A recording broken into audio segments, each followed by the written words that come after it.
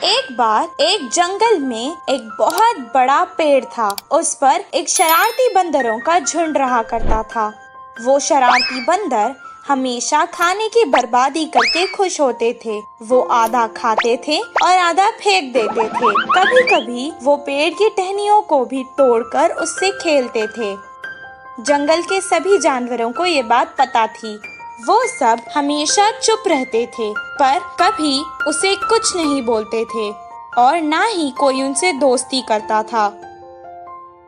कुछ दिन बाद गर्मियों का मौसम आ गया, जिसके कारण जंगल के सभी तालाब और नदियाँ सूख चुकी थी और उनको पीने के लिए पानी नहीं था। बंदरों को प्यास लग रही थी, इसीलिए वो पानी की तलाश में यहाँ वहाँ घूमने लगे और जंगल के बहुत दूर चले गए। बहुत दूर सूरज की रोशनी से जमीन चमक रही थी। ये देखकर बंदरों को लगा कि वो तालाब है और वो वहाँ भागकर आ गए। कुछ देर बाद वैसे ही उन्हें फिर से तालाब नजर आया और वो उस तरफ भागने लगे। पानी की तलाश करते करते वो यहाँ वहाँ भागने लगे। वो थक चुके थे, इसीलिए उन्हें अब और प्यास लग रही थी। उनकी जबान सूख चुकी थी और गर्मी के कारण उनका सर फटने लगा और उनके पैरों में छाले पड़ चुके थे। एक झाड़ के नीचे बैठकर वो आराम करने लगे। एक बंदर ने कहा, अगर मुझे पानी नहीं मिलेगा तो इस कड़क धूप में मैं प्यासा ही मर जाऊंगा। दूसरे बंदर ने कहा, क्या करे, हर जगह हमें पानी तो नजर आता है, पर जब हम पास जाते हैं वो गायब हो जाता है। वहीं पेड़ के पास खड़ के एक हाथी उनकी बातें सुन रहा था।